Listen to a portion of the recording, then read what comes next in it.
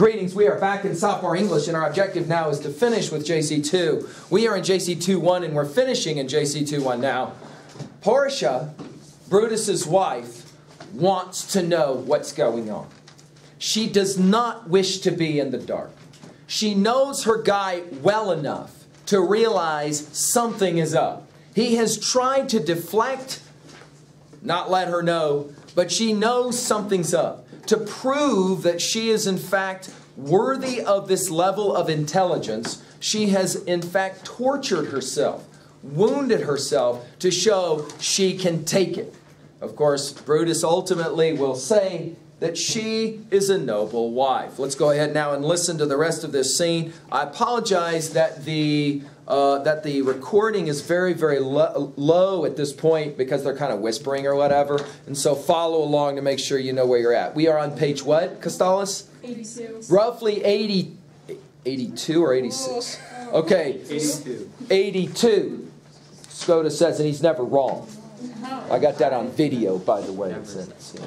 Hodges, like, you got it. Portia is Brutus' harlot, not his wife. You are my true and honorable wife, as dear to me as are the ruddy drops that visit my sad heart.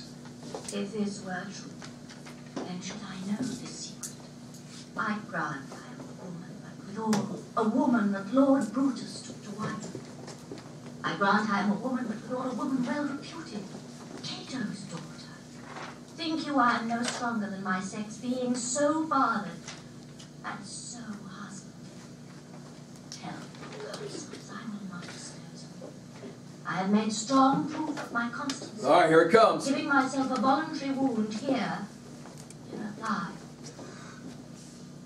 Can I bear that with patience and not my husband's secrets? O ye gods, render me worthy of this noble wife. Hark, one knocks. Portia, go in a while. And by and by thy bosom shall partake the secrets of my heart. All my engagements I will construe to thee. All the correctory of my sad brows. Leave me with haste. Lucius, who's that knocks? Here is a sick man that would speak with you. Caius Ligurius, the Metellus spoke of. Boys, stand aside. Caius Ligurius, how? Vouchsafe good morrow from a feeble tongue. Oh, what a time. Have you chose outbreak, Caius, to wear a kerchief? Would you were not sick? I am not sick if Brutus have in hand any exploit worthy the name of honor. Such an exploit have I in hand, Ligurius, and you were helpful here to hear of it. By all the gods that Romans bow before, I here discard my sickness. Soul of Rome, brave son, derived from honorable loins, thou, like an exorcist, hast conjured up my mortified spirit. Now bid me around, and I will strive with things impossible, yea, get the better of them.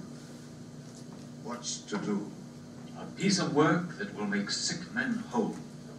But are not some whole that we must make sick? That must we also. What it is, my Caius, I shall unfold to thee as we are going, to whom it must be done. Set on your foot, and with a heart new fired I follow you, to do I know not what, but it sufficeth that Brutus leads me on. Follow me then. Notice that you have basically a hitman here who says, whatever it is you tell me to do, that's what I'm going to do. So in other words, in this play, you've got two kinds of groups of people. You have followers and you have leaders. Notice that sometimes being a leader is a dangerous place to be. Think about Julius Caesar, and then later, of course, we'll think about Brutus in the same way. Notice the play on words here.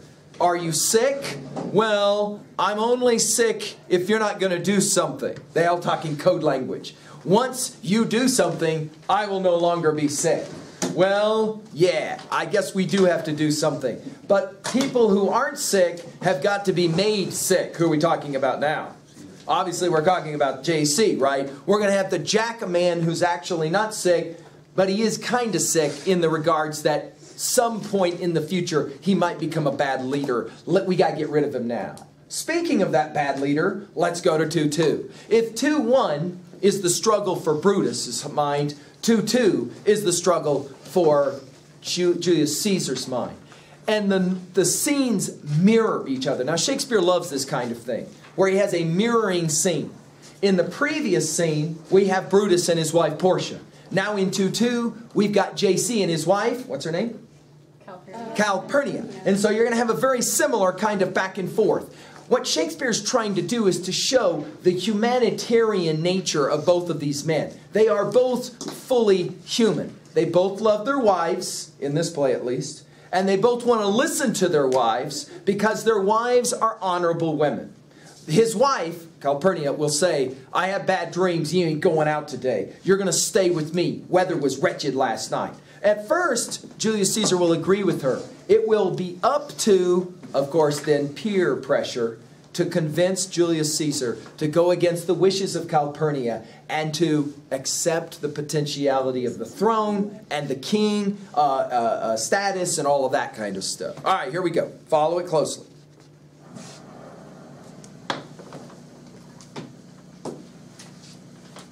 Early morning, Ides of March.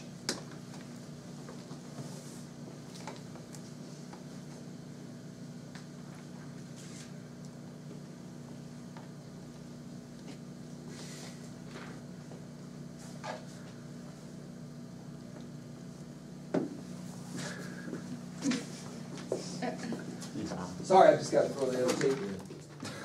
I guess I didn't know that. I think you have to do it. Hey, watch this. This is interesting. We know what's about to happen to JC. Here in Act 3, he's going to get bummed.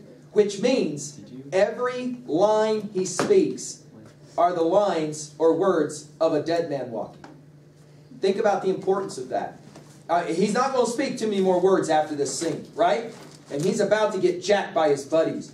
So every time he speaks, there's a dark irony about all of his amazing confidence about who he is and what he is. Watch this. Fascinating.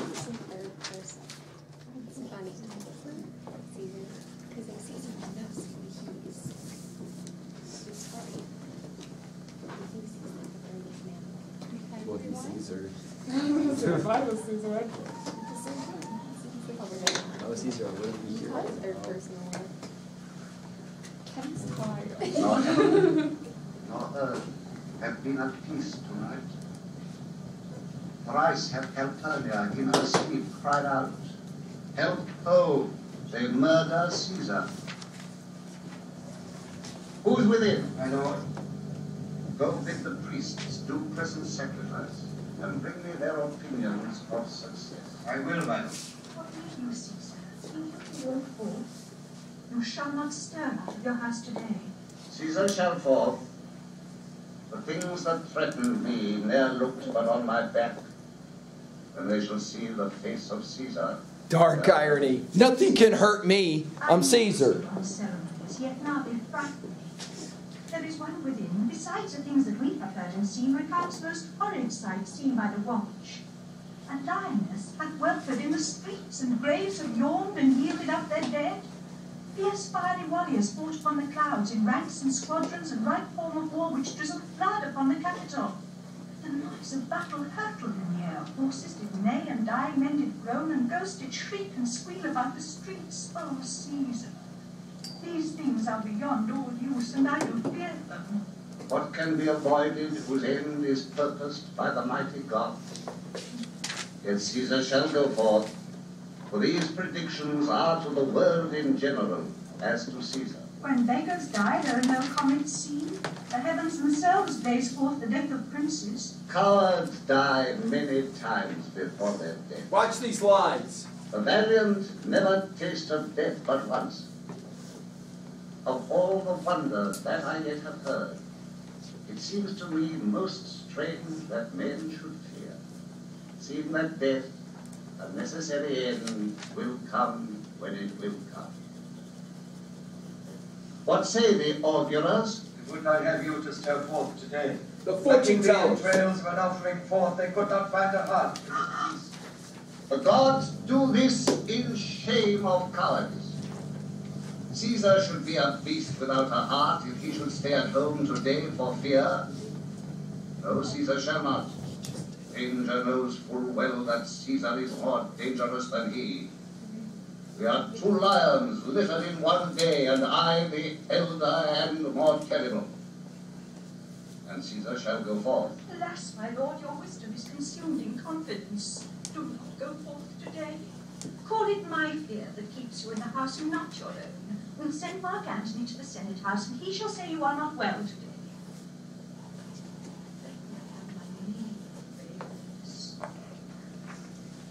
Mark Antony shall say I am not well. For thy humor will I swear. Here's Decius Brutus.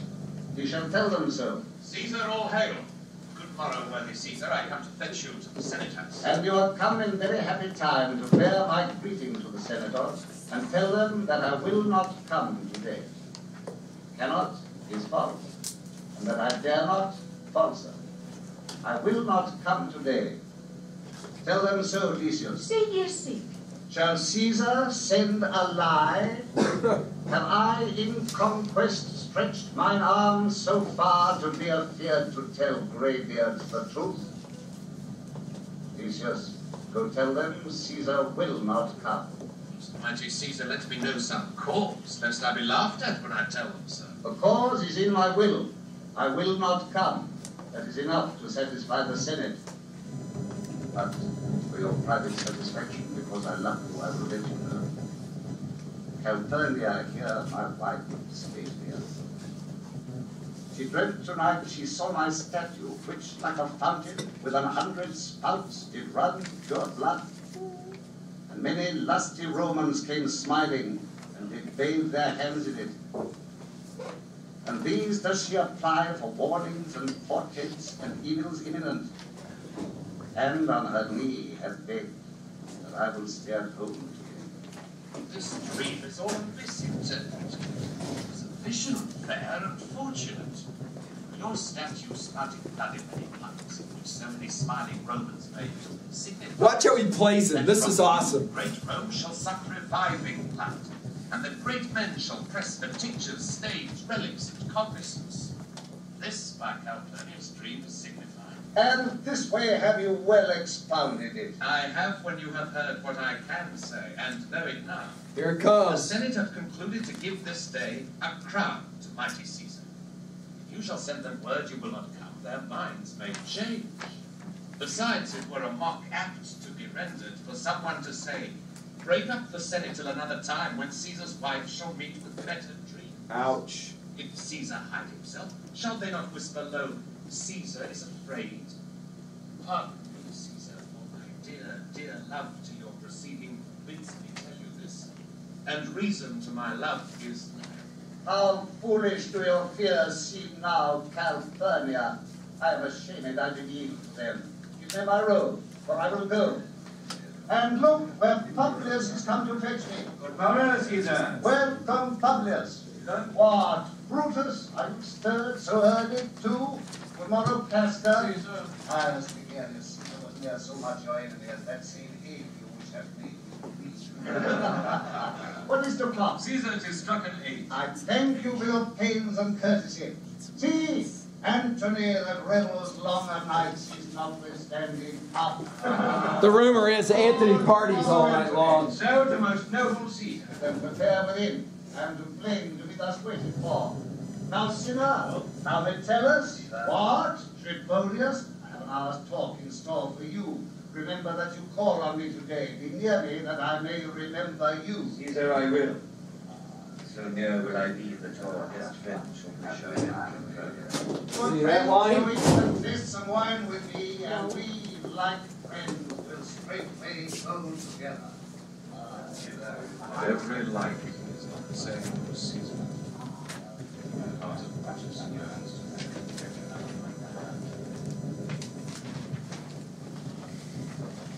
Let's talk about for just a second how they get him.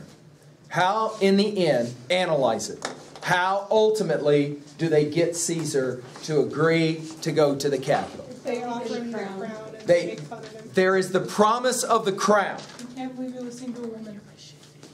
That's it, isn't it?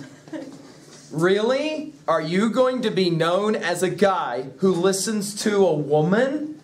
She's going to tell you what to do? It's that thing, right? In other words, oh, so she cracks the whip and you obey. Why does that work with guys? Because Because they think that they they're the want dominant something. creature. yeah. Because why, Winters? They think they're dominant. They who? Guys. Guys are dominant, and when the girl... No. They're not dominant. They think. They want to be dominant as much as possible. The guys... I once had a guy who confided in this class at this point. It's very true, he said. I really liked the girl, and we were very, very close. And my guy friends found out. And there was this plan where I was supposed to go hang out with my guy friends that night. And then my girlfriend texted me and said, why don't you just come over to the house and we'll watch a show? So he elected to go to his girlfriend's house. His buddies found out. And they were ruthless on him and all of that. And he said it bugged him so badly that he ended up breaking up with the girl.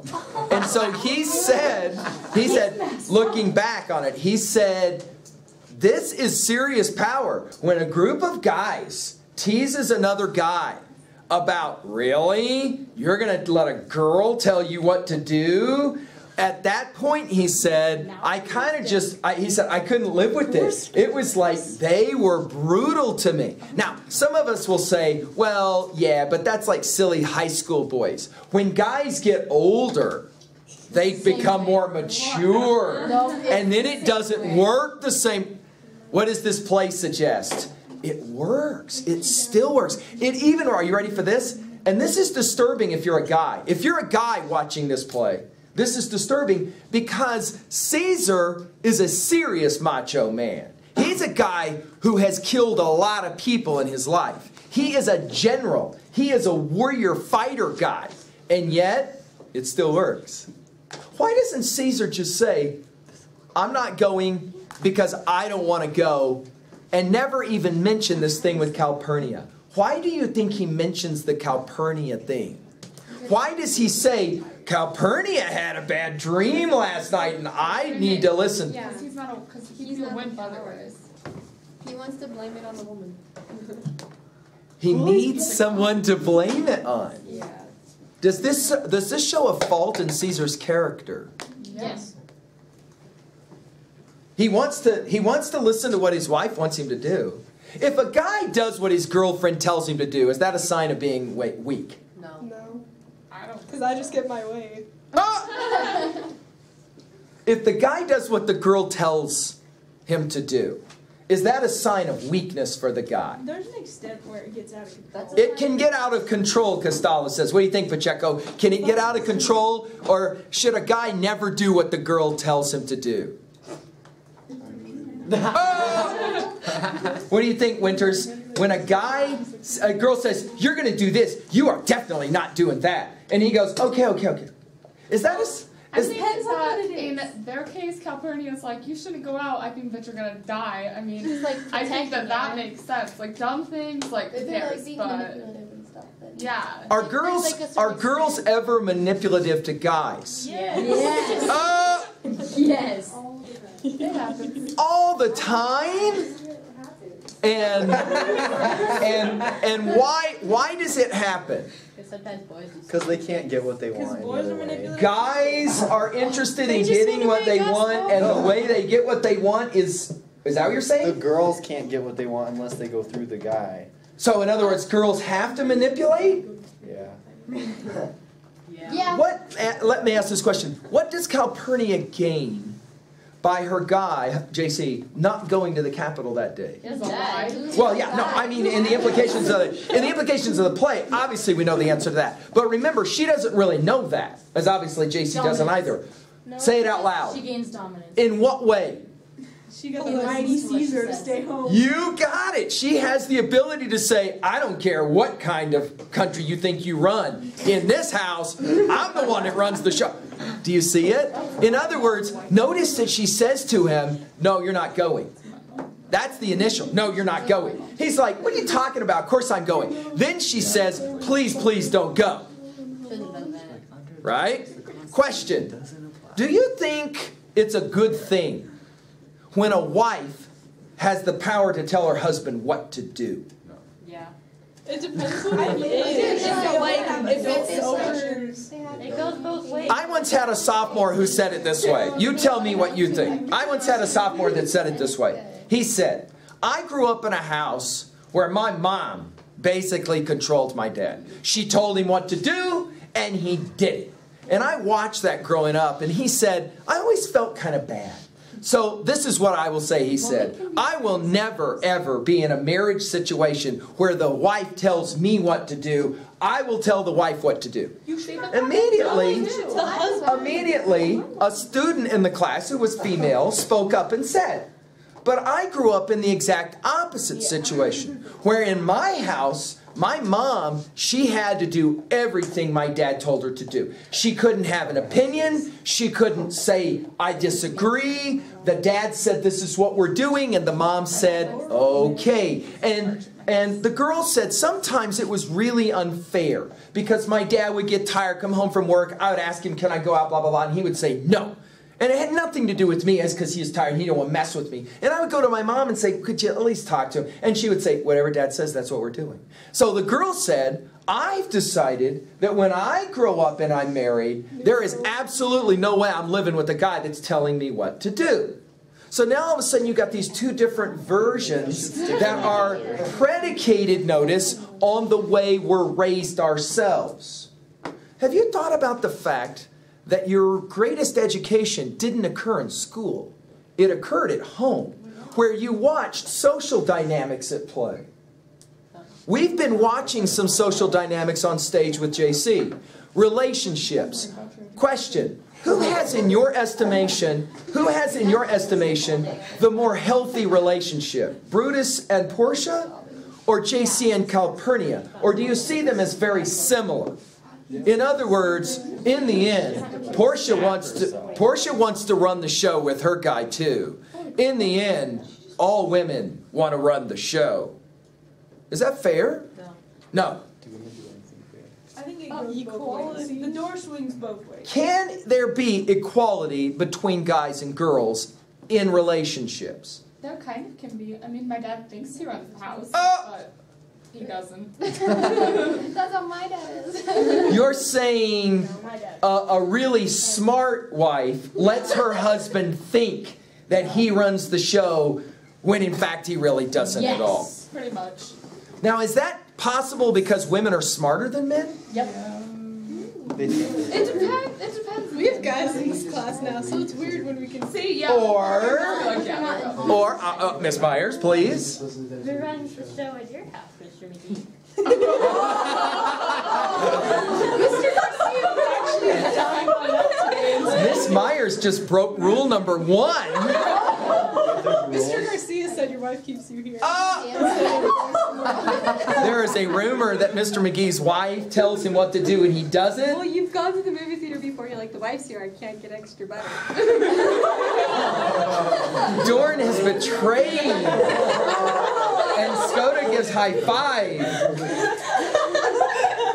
I would say it's pretty clear that whatever Miss McGee tells Mr. McGee to do, it gets done. Yes, it gets done. Now, wait a minute. Question. Is it this way? The really, really smart guys are the guys who let the girl think that she has the power to tell them what to do. Touche. I don't know how that works. Maybe they let you think that you think that they let you think that It starts to get confusing. Let's finish Act 2, shall we? 2:3 and 2:4 go together. So let's listen to them and read them together. We are now working with a very brief scene in 2:3. Shakespeare will give us dark irony. He will provide us with a person who knows what's going on. The guy sits down and writes a letter for Caesar that basically says, don't turn your back on these guys. They are about to jack you. He wants to give this letter to Caesar. 2:4. We are in front of Brutus's house where we will see Portia. She is exceptionally worried about what's going on. It's clear to the audience that Brutus has let Portia in on the secret. Why would Portia be so worried about this whole plan? She doesn't want Brutus to get in trouble. Yeah, the possibility if Brutus gets caught, he dies. She will die as well, most likely, because there's a possibility of the conspiracy thing and all of that. What else could she be worried about? Kids. They have kids, right? She could be worried about success. Why might she be worried about Brutus being successful?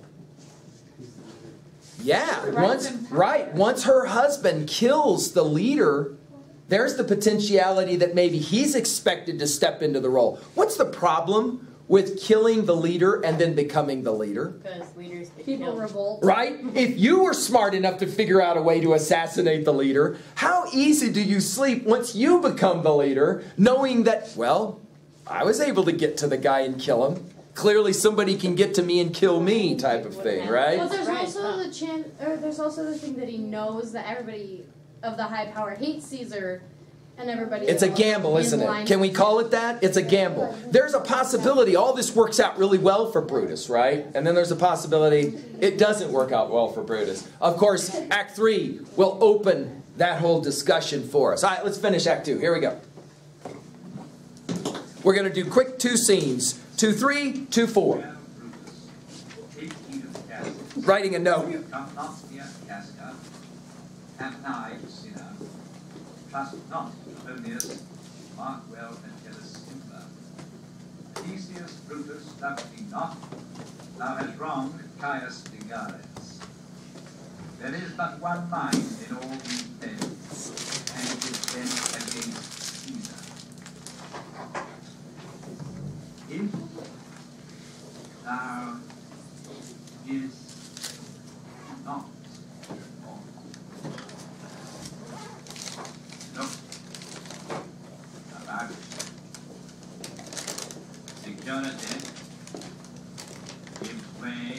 He's finishing writing the letter.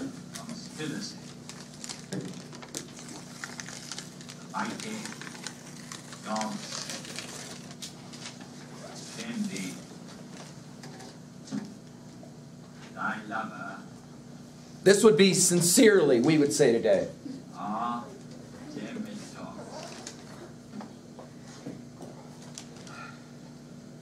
Here where I stand till Caesar pass along, and as a suitor will I give you this.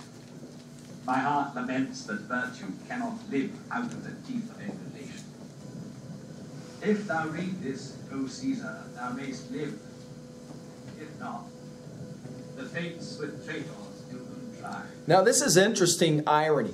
He's going to write a letter. I don't understand. Why is he going to write a letter and hand it to Caesar? Caesar opens the letter and it names all the conspirators and the guys he's got to be careful of. Why doesn't he just stand there and say, hey, all these guys are about to kill...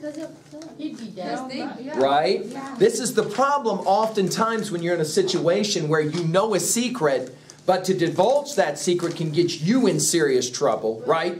The people who are committing whatever act it is that you're going to tell about, we use our 8th grade word narc here, don't we, right? If you're going to narc on some group of people, there's the potentiality that the people who are going to jack Caesar then would turn and what?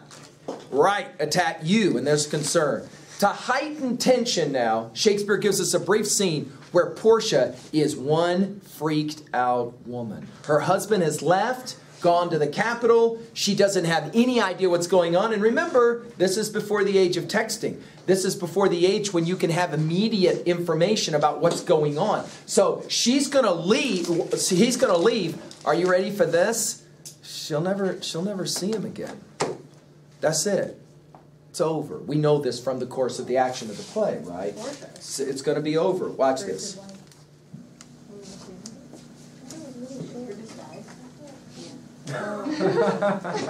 All right, here we go. 2-4. Let's follow. Stay not to answer me, but let thee gone. Why dost thou stay? No, my head. I would have had thee there and here again, and I can tell thee what thou shouldst do there. Oh, Constance, if it's strong upon my side, set a huge mountain between my heart and tongue. A man's mind, but a woman's might. How hard it is for women to keep counsel. It's hard for women to keep secrets, she says. I do. run to the capital and nothing else, and so return to you and nothing else? Yes. Bring me word, boy, if thy lord look well, for he went sickly forth, and take good note what Caesar doth, what suitors press to him. Hark, boy, what noise is that? I hear none, madam. Listen, bells. Bells must move like a ray, and the wind brings it from the capital. Sweet madam, I hear nothing. Come hither, fellow. Which way hast thou been? At mine own house, good lady. What is the clock? At the 9th hour, lady. Is Caesar yet gone to the capital? Madam, not yet. I go to take my stand to see him pass on to the capital. Thou hast some suit to Caesar, hast thou not? That I have, lady. If it will please Caesar to be so good to Caesar as to hear me, I shall beseech him to befriend himself. Why? Knowest thou any harms intended towards him? None that I know will be. Much that I fear may chance. Soothsayer, he has a bad feeling. Here the street is narrow. The throng that follows Caesar at the heels of senators, of praetors, common suitors, will crowd a feeble man almost to death. I'll get me to a place, small boy, and there speak to great Caesar as he comes along. Portia's last words are a soliloquy. She's alone.